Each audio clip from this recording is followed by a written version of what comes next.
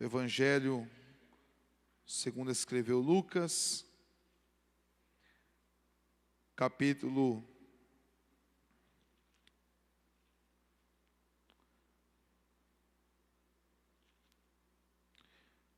23. Lucas capítulo 23.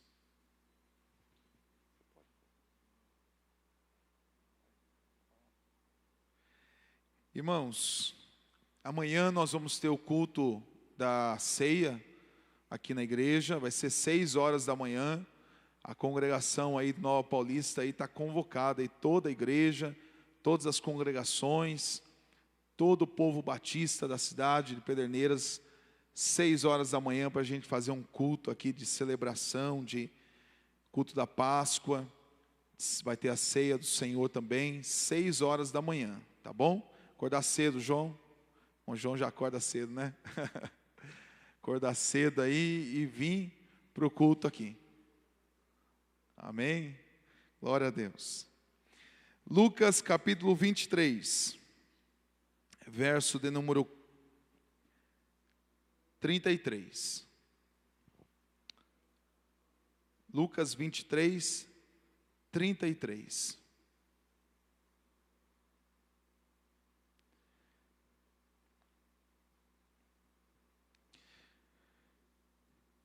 E quando chegaram ao lugar chamado a Caveira, ali o crucificaram, e aos malfeitores, um à direita e o outro à esquerda. E dizia Jesus: Pai, perdoa-lhes, porque não sabem o que fazem. E repartindo as suas vestes, lançaram sortes. E o povo estava olhando, e também os príncipes zombavam dele, dizendo: aos outros salvou, salva-se a si mesmo, se este é o Cristo, o escolhido de Deus. E também os soldados escarneciam dele, chegando-se a ele e apresentando-lhe vinagre, e dizendo: se tu és o rei dos judeus, salva-te a ti mesmo. E também por cima dele estava um título escrito em letras gregas, romanas e hebraicas: este é o rei dos judeus. E um dos malfeitores que estavam pendurados, blasfemava dele, dizendo: se tu és o Cristo, salva-te a ti mesmo e a nós. Respondendo, porém, o outro repreendia-o, dizendo: tu nem ainda temes a Deus, estando na mesma condenação? E nós, na verdade, com justiça, porque recebemos o que os nossos feitos mereciam, mas este nenhum mal fez. E disse a Jesus: Senhor, lembra-te de mim quando entrares no teu reino. E disse-lhe Jesus: em verdade te digo que hoje estarás comigo no paraíso. Olhando ali para aquela cruz, tem a palavra ali, INRI. Quem conhece o significado desta palavra, INRI? O que significa INRI? Sabe, Daniel?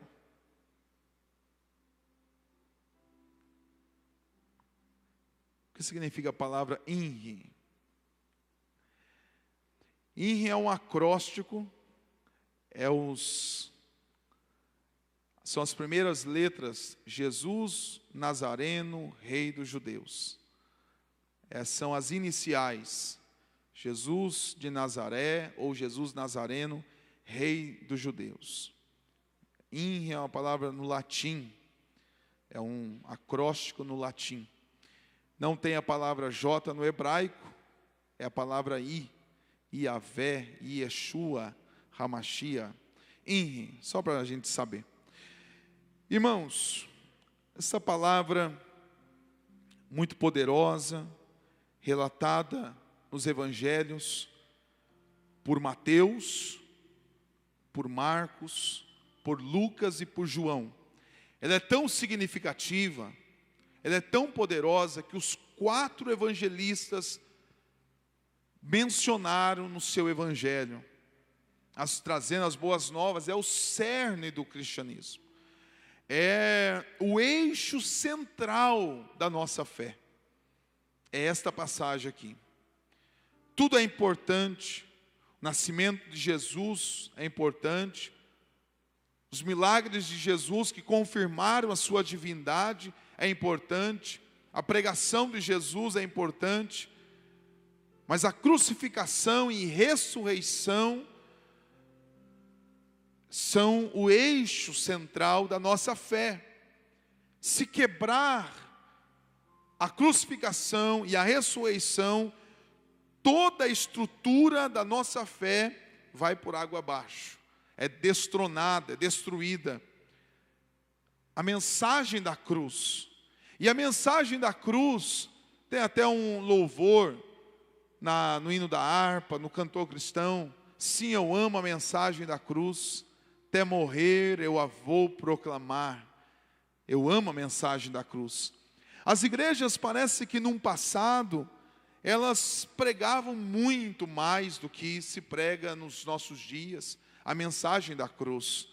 Na televisão nós víamos os programas, os pastores pregando sobre a cruz, Tim Swaggart pregando sobre a cruz, Billy Graham pregando sobre a cruz. A cruz era a essência do evangelho, a cruz era a pregação fiel, fidedigna do evangelho. Era se propagado, era se anunciado a mensagem da cruz. Paulo vai escrever na primeira epístola aos Coríntios, capítulo 1, versículo 18, que a palavra da cruz é loucura para os que perecem, mas para nós que somos salvos, ela é o poder de Deus. A cruz é o poder de Deus, porque onde nos salvou, nos regenerou, nos santificou, nos trouxe vida. Se perde a mensagem da cruz, se perde a qualidade dos cristãos, se perde a qualidade daqueles que estão em Cristo. Como antes era tão pregado nos púlpitos das igrejas, em várias denominações, não se passava um mês, 3 domingos, 3 semanas, sem a pregação da cruz, nos chamando ao arrependimento, nos trazendo a razão da nossa fé, mostrando o Cristo glorificado na cruz, aonde Ele, na cruz diz a palavra de Deus, que Ele expôs os demônios da cruz do Calvário, Ele venceu na cruz. E ao contrário do que alguém possa pensar, que o diabo queria que Jesus fosse crucificado, na verdade ele não queria que Jesus fosse crucificado. Há um louvor do Diante do Trono que diz que quando houve a crucificação, houve festa no inferno. Pelo contrário, foi na cruz que foi esmagada a cabeça da serpente. Foi na cruz que o diabo foi destronado. Foi na cruz que ele foi envergonhado. O Senhor expôs a vergonha na cruz e ele venceu. É por isso que quando o apóstolo Pedro disse: não, Senhor, o Senhor não vai ser crucificado, Jesus disse: para trás de mim, Satanás. Porque era desejo do diabo, era desejo de Satanás que Jesus não subisse na cruz. Para trás de mim, Satanás, se referindo a Pedro. Por isso aqueles homens dizendo: salva-te a ti mesmo, desce daí, mostra que tu tens o poder. E isto veio, essas palavras para Jesus naquela cruz, para que ele desistisse de pagar o preço dos nossos pecados. Mas na verdade ele foi Deus morrendo naquela cruz por nós. E quando se prega isso, e se rememoriza isso, e se celebra isto, os crentes são mais firmes na fé. Os crentes, eles ficam mais enraizados, fixados na rocha, nessa palavra da cruz, onde cada um deve levar sobre si a sua cruz. A cruz, a mensagem da cruz, ela é essencial para a qualidade do nosso cristianismo. Quando se perde a palavra da cruz e se substitui por outros tipos de sermões, a qualidade dos cristãos ela é diluída, ela é fraca, ela está sobre um piso frágil, flácido. E por isso que os crentes já não têm mais diferença entre aquele que serve a Deus e o que não serve a Deus, porque a mensagem da cruz é que nos diferencia. Mas graças a Deus, que durante todo este tempo nós estamos falando da cruz, nós estamos anunciando a cruz, nós estamos hasteando esta bandeira da fé, a cruz de Cristo, o túmulo vazio, a cruz de Cristo, o túmulo vazio. Existe uma história que eu contei aos irmãos na última terça-feira na congregação, uma história de um nadador. Este nadador, todas as vezes que ele ia na piscina, ele molhava o dedão do pé na piscina e voltava, e aí ele ia praticar o seu esporte, a natação. Ele chegava no clube, ia na piscina, molhava o dedão do pé, e aí ele ia para o seu esporte, fazer a sua natação. No outro dia a mesma coisa. E alguém ficou encafufado com aquilo e perguntou para ele: por que você, todos os dias, todas as vezes que você vem no clube, vem aqui na piscina, você molha o dedão do pé? E ele sorriu e disse: eu vou te contar uma história. Eu era professor de natação, e um dia eu fiquei sem dormir, uma noite eu fiquei com muita insônia, fiquei sem dormir, e então eu resolvi ir no clube para nadar. E eu ensinava o salto no trampolim. E quando eu subi aquelas escadas no trampolim, fiquei ali, eu ia pular, então eu levantei os braços, e a lua estava, uma lua cheia, fez uma sombra na parede, e quando fez a minha sombra na parede, iluminando, o teto era de vidro, e quando me iluminou e fez aquela sombra, a minha imagem era uma imagem da cruz na parede. E ali eu fiquei meditando, eu fiquei ali por alguns minutos com os braços abertos e meditando no sinal, no reflexo, na sombra da cruz. E eu fiquei lembrando quando a minha mãe me levava na escola bíblica e me ensinaram acerca da cruz, e eu fiquei analisando o significado da cruz e pensando ali no significado da cruz que estava na parede. Eu fiquei tão emocionado que eu nem pulei, eu desci na escada, e quando eu fui descendo as escadas, o meu pé tocou no chão da piscina. O meu pé tocou lá no chão da piscina, e eu pude observar que eles tiraram a água e nem me avisaram. E eu fiquei tão emocionado, que ali eu fiquei tão emocionado. Ele diz ali, então eu pude agradecer a Deus, porque seria o meu último salto. Se eu saltasse daquele trampolim, seria o meu último salto, sem água na piscina. E eu então caí dentro da piscina, de joelhos dobrados, agradecendo a Deus, e ali eu me converti ao Senhor Jesus. E agora eu tenho compromisso com Ele, e Ele disse naquela noite: a cruz me salvou 2 vezes. Me salvou da vida e me salvou também do pecado. Me salvou também para a vida eterna. E o que Ele meditou naquele momento? E nós vamos aqui pensar o que a cruz nos revela. O que quando a gente olha para a cruz do Calvário, o que ela nos revela? O que ela nos transmite? Qual é a mensagem da cruz? Quando descortina, o que é que nos descortina? O que tira a venda para nós? Quando olhamos para a cruz de Cristo, qual é o seu significado para nós?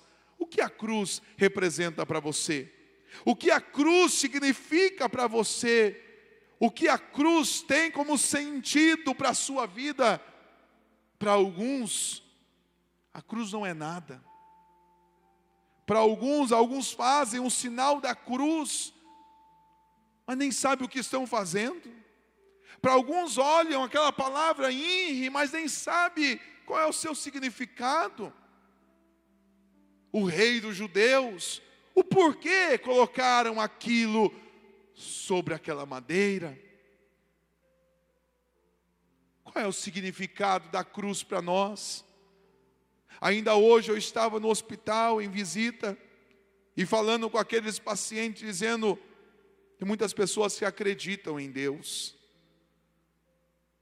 falam que amam a Deus, mas não seguem, não servem, não buscam.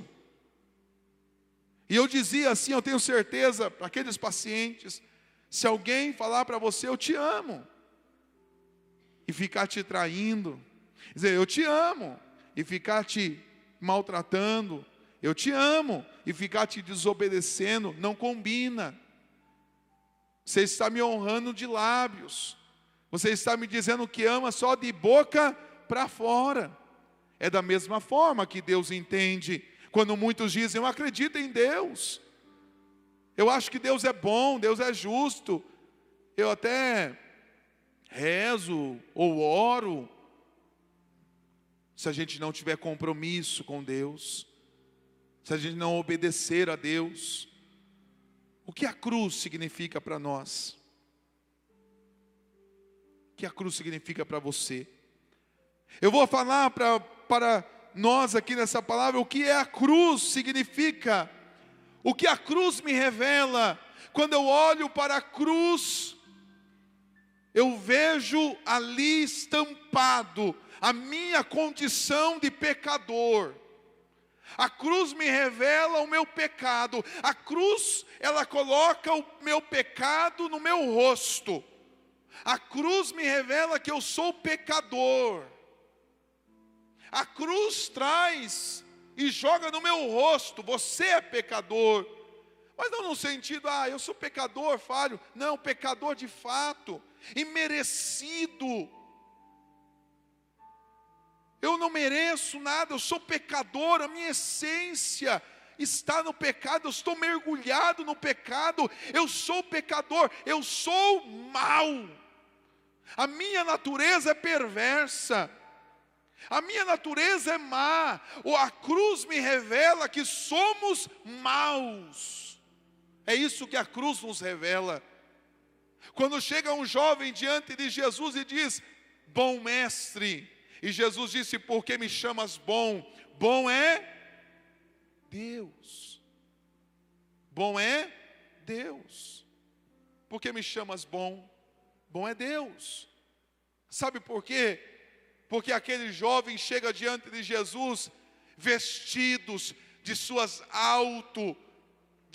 autojustiças próprias, vestido das suas boas ações, das suas boas obras, vestidos de suas religiosidade, porque Jesus diz para ele: observaste os mandamentos? Não matarás, não roubarás, não adulterarás, não dirás falso testemunho. Ei, Senhor, para por aí. Eu observo todos eles, eu cumpro todos eles. Ó Senhor, eu sou bom. Por isso Jesus naquele diálogo diz: bom é Deus, você não é nada, você é mau. A cruz me revela que eu sou mau. A cruz me revela que eu sou pecador em essência. A cruz me revela que eu não valo nada. A cruz me revela que eu estou perdido. A cruz me revela, quando eu olho para a cruz me revela a minha sentença de pecado. A minha sentença. Em Eclesiastes capítulo 7, versículo 20 diz: e não há um homem justo na face da terra que sempre faça o bem e que nunca peque. Romanos capítulo 3, versículo 23 diz que todos pecaram e destituídos, excluídos estão da glória de Deus. E qual que é a sentença do pecado? Qual é o resultado do pecado? Qual é o salário do pecado? Qual é o pagamento do pecado? É a morte. Romanos 6:23, porque o salário do pecado é a morte. Então a cruz me revela que eu sou pecador, a cruz me revela o meu estado original, a cruz me revela que eu sou perverso mesmo, a cruz me revela que eu sou mau mesmo. Eu não sou mau porque faço algumas birrinhas, algumas coisinhas, eu sou mau por natureza, eu sou mau porque o pecado me contaminou, eu sou mau porque eu nasci debaixo desta lei. E eu só faço isso. O que a jabuticabeira dá? Jabuticaba. O que a macieira dá? Maçã. O que o pecador dá? Pecado. O pecador dá pecado. Eu sou pecador. A cruz me revela que eu sou pecador. Em essência, em natureza. O que a cruz me revela? O meu estado original. Foi para isso que Jesus veio. Foi para isso, porque eu sou pecador. Quem matou Jesus não foram os soldados. Quem matou Jesus não foram aqueles que zombavam e diziam: crucifica, crucifica, crucifica.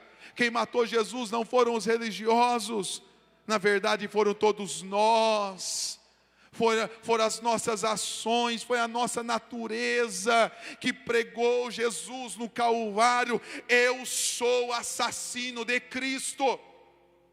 Eu o matei na cruz do Calvário. A cruz me revela isso. E é a primeira condição para alguém ser salvo.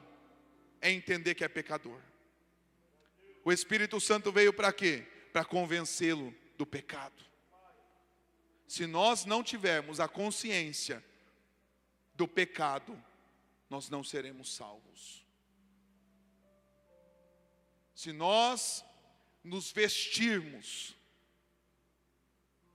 de tantas boas obras e dissermos que somos bons e não temos a consciência na profundeza do pecado, o Espírito Santo não agiu nas nossas vidas. O Espírito Santo não agiu. O Espírito Santo, ele veio na terra para convencer o homem do seu estado de pecador. Aí tem gente que diz assim: eu sei que eu sou pecador, mas eu sou bom também. Não, somos inteiramente pecadores. Não há boa ação, não há boa obra em nós. Tudo que nós fazemos é maculado, é manipulado pelo pecado. A cruz me revela o meu estado de pecador. O que a cruz me revela? Em segundo lugar, a cruz me revela que este pecado é um veneno e tem um antídoto deste pecado: o perdão. A cruz me revela que diante deste pecado, dessa miserabilidade que nós somos, há um perdão. Quando eu olho para a cruz, eu vejo o meu estado de pecador, mas quando eu olho para a cruz, eu vejo, eu fui perdoado. Eu fui perdoado. O que é perdão? A dívida foi cancelada. Eu continuo devendo, eu continuo pecador, eu continuo falho, mas Deus não me cobra nada. Aleluia! A sentença, segundo o apóstolo Paulo, ele vai nos dizer em Colossenses capítulo 3, que a cédula que era contrária a nós foi pregada, foi, aleluia, anexada na cruz do Calvário. E ali ele rasgou a dívida que pesava sobre nós. E nós nos tornamos justificados pelo sangue do Senhor Jesus Cristo. Aleluia! Oh glória! Ora candarábia nagácia. O Senhor me torna justo. Não, está errado. O Senhor não me torna justo. O Senhor me declara justo. Eu continuo perverso, eu continuo pecador, mas o Senhor me declara justo. Por causa do quê? Porque Ele é justo. Ele é justo. Ele é justo. E a sentença do pecado já foi paga. Ela é de graça para nós, mas ela custou um alto preço para Deus. Ela é gratuita para nós, mas ela custou um preço caro para Deus. Por isso o apóstolo Pedro vai escrever na sua carta: não foste com ouro e nem com prata que vocês foram resgatados da vossa vã maneira de viver, mas foi com o precioso sangue do Cordeiro Imaculado. Ele é o Cordeiro de Deus. João Batista, quando olha para Jesus, disse: eis o Cordeiro de Deus que cobre o pecado. Não, cobrir o pecado estava no Antigo Testamento, quando se fazia aqueles sacrifícios temporais. Aí então se cobria o pecado, mas o Cordeiro de Deus não cobre o pecado. O Cordeiro de Deus tira o pecado, aleluia. O Cordeiro de Deus arranca o pecado sobre nós, aleluia. Quando eu olho para a cruz, eu vejo pecado, mas eu vejo também perdão deste pecado. Eu vejo a minha condição natural, mas eu vejo um Deus que me perdoou pela graça, favor que nós não merecemos, aleluia, e que nós aceitamos, como aquele empregado, cara de pau, que não trabalha, mas quer o salário. Aquele empregado que não trabalha, mas chega, me dá o pagamento, e aí Deus dá. Romanos capítulo 4, tem 2 empregados, um trabalhou e o outro não trabalhou. O que trabalhou pede o salário é dívida, o salário é obrigação. Ele trabalhou para aquilo, mas o outro não trabalhou e mesmo assim recebe o pagamento. Sabe quem nós somos? Esse trabalhador, que não trabalhou, mas que recebemos o pagamento, por causa de que Jesus trabalhou na cruz do Calvário por nós. Graça. E aqui está o escândalo da graça. A graça é um escândalo, a cruz é um escândalo, porque não é inadmissível um Deus desta forma, mas é o Deus bíblico, é o Deus das Escrituras Sagradas. É pela graça sois salvos, por meio da fé, e isso não vem de vós, é dom de Deus. Dom fala de presente de Deus. Quando eu olho para a cruz, eu vejo o meu pecado. Quando eu olho para a cruz, eu vejo o perdão dos meus pecados. Quando eu olho para a cruz também, a cruz me revela uma outra coisa. A cruz me revela o que este homem, ladrão, pecador, ladrão, e disse para o outro: ele está aqui na mesma condenação, você não teme isso? Nós estamos aqui sendo condenados, você não teme? Você está blasfemando? E aí, este malfeitor, este ladrão, este homem que também não merecia, mas nós nos vestimos cheio de máscaras e carapuças, e diz: não, eu não sou esse ladrão. Sim, nós somos este ladrão aqui. Nós somos este ladrão aqui. Porque se pudéssemos, este ladrão aqui chega diante de Jesus e diz: lembra-te de mim quando entrares no teu reino. Sabe o que esse ladrão fez? Ele reconheceu Senhor, ele chama Jesus de Senhor. Senhor, lembra-te de mim quando entrares no teu reino. Ele diz: você tem um reino.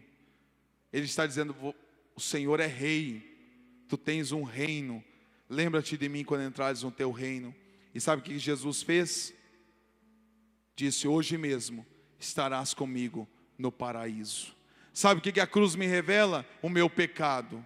A cruz me revela o perdão do meu pecado. E a cruz me revela um paraíso que estão para aqueles que confessam o Senhor Jesus Cristo. A palavra de Deus diz em João capítulo 14: não turbe o vosso coração. Credes em Deus, credes também em mim. Porque na casa de meu Pai há muitas moradas. Se não fosse assim, eu vou-lo teria dito. Eu vou para meu Pai, para que onde eu esteja, estejais vós também. Quando eu olho para a cruz, eu vejo que não vai encerrar aqui, não vai acabar aqui. Um dia nós vamos romper com este nível natural e nós vamos entrar na glória, na eternidade, aonde tudo será perfeito. Não vai ter doença, não vai ter lágrima, não vai ter sofrimento, não vai ter enfermidades. Lá será eternamente com o Senhor. Quando eu olho para a cruz do Calvário, eu vejo que existe um paraíso que Deus está preparando para nós. Aleluia, aleluia. Essa é a nossa esperança, meus amados irmãos. Esta é a nossa confiança. Quando a gente fala de esperança, nós não estamos falando de uma torcida, a gente está falando de esperar confiantemente. Vai acontecer. Eu não torço que aconteça, eu sei que vai acontecer, eu só espero. Aleluia. Mesmo eu sem merecer, Deus está preparando um paraíso para as nossas vidas. A cruz me revela pecado, a cruz me revela perdão, e a cruz me revela salvação. Eu serei salvo do quê?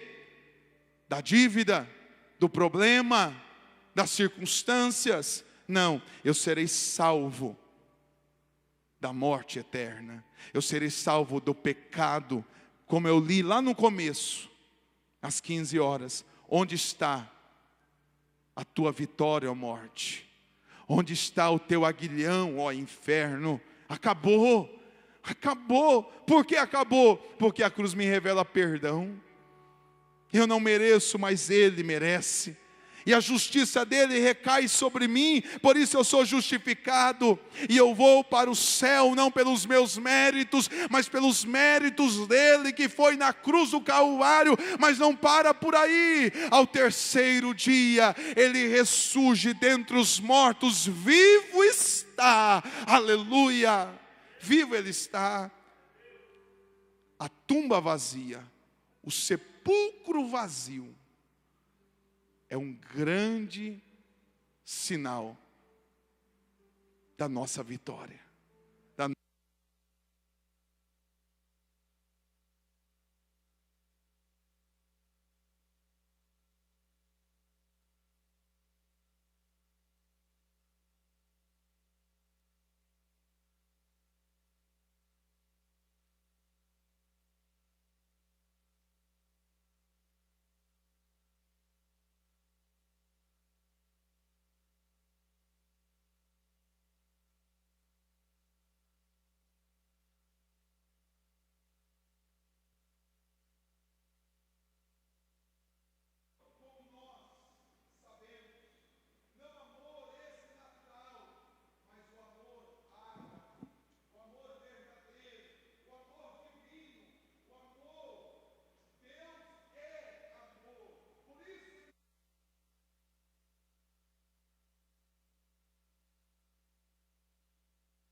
A nossa confissão de fé. Essa é a nossa confissão de fé. Deus fez tudo isso por um amor inexplicável, um amor incompreendido. Uma vez eu estava explicando sobre a graça a uma jovem que estava passando por tantos problemas de depressão e tudo mais. E eu estava explicando a ela a graça. Ela falou: não faz sentido isso. Eu falei: não faz mesmo. Não faz sentido isso que você está falando. Não faz mesmo, é um escândalo. A cruz é loucura para os que perecem, mas para nós que somos salvos, é o poder de Deus. Vamos ficar de pé em nome de Jesus. A cruz me revela o meu estado pecador. A cruz me revela o o perdão. A cruz me revela o céu, o paraíso. E a cruz me revela o amor de Deus. Nós não servimos a Buda. Nós não servimos a Allan Kardec. Nós não servimos a Maomé. Nós não servimos Padre Cícero, nem a qualquer outro tipo de santo. O único justo, o único Senhor, Salvador, que morreu e ressuscitou, é Jesus. É o Cristo. Ele é o Cristo. Ele é o Filho de Deus. Ele é o prometido das nações. Ele é o nosso Pai, amigo, conselheiro. Ele é o Filho de Deus. Aleluias. Oh, glória a Deus. Aleluias. Vamos orar, vamos agradecer a Deus. Nós já louvamos, já ouvimos uma meditação, nosso culto está acontecendo ao nosso Deus. Ó Deus querido, nós te louvamos. Ó Deus, como nós dissemos aqui, não temos palavras para expressar a nossa gratidão, Senhor. Na verdade, Deus, nós nem entendemos completamente o que o Senhor fez por nós. Compreendemos com o auxílio e ajuda do Teu Espírito Santo, minimamente, porque vai ser revelado coisas tão grandes que o Senhor fez por nós. Ó Deus, perdoa, Senhor, por muitas das vezes voltar a crucificar o Senhor. Perdoa, Senhor, muitas das vezes por negligenciarmos a cruz. Perdoa-nos muitas das vezes pela incompreensão. Perdoa-nos muitas das vezes por vestir máscaras, por nós vestirmos máscaras, por nós sermos hipócritas. Perdoa-nos porque nós nos enchemos de justiças próprias. Ó Deus, que para o Senhor, diz o autor aos Hebreus, que é como trapo de imundícia, não serve para nada, mas nós teimamos em continuar com isto. Perdoa-nos, ó Deus, porque muitas das vezes invalidamos o sacrifício, ó Deus, mas pedimos a Tua misericórdia. O Teu amor é superior a tudo e a todos.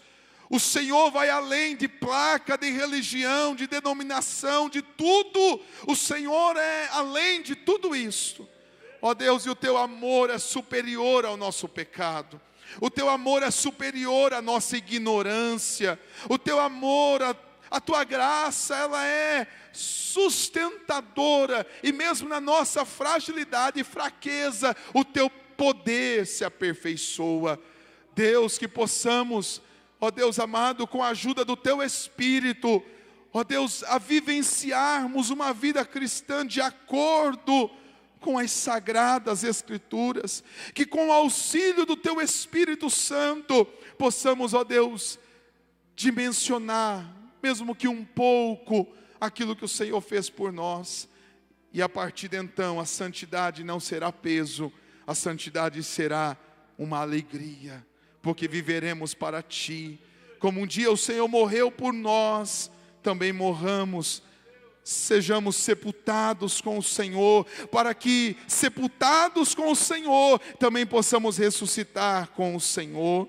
Uma vez sepultados contigo, possamos ressuscitar com o Senhor. Amanhã comemora-se a Páscoa, a libertação dos judeus do Egito, mas também a libertação do povo do Senhor, da escravidão do pecado. Amanhã comemoraremos, celebraremos a ressurreição do nosso Salvador, do nosso Senhor, e que então, ó Deus, ao vivenciar essa experiência cristã, espiritual, possamos ser, ó Deus, uma nova pessoa, ó Deus, nascida de novo, com a metanoia, com a mudança de mente, com uma transformação não de fora para dentro, mas de dentro para fora. Ó Deus, possamos experimentar, vivenciar uma genuína conversão a Ti, por tudo que o Senhor fez por nós. Não há palavras em nós, apenas celebramos a Ti e Te glorificamos. Fala com cada um, Senhor. Ó Deus, continue a trabalhar no nosso coração. Abençoa nesta igreja e a todos os fiéis deste lugar, em nome de Jesus Cristo. Amém. Aplauda aquele que vive eternamente. Aplauda aquele que era, que é e que há de vir. Aquele Senhor dos senhores, médico dos médicos. Aleluia, Ele é digno de receber toda a honra, glória, poder. Aleluia, a Ti, Senhor, tributamos adoração. Aleluia, amém e amém, graças a Deus.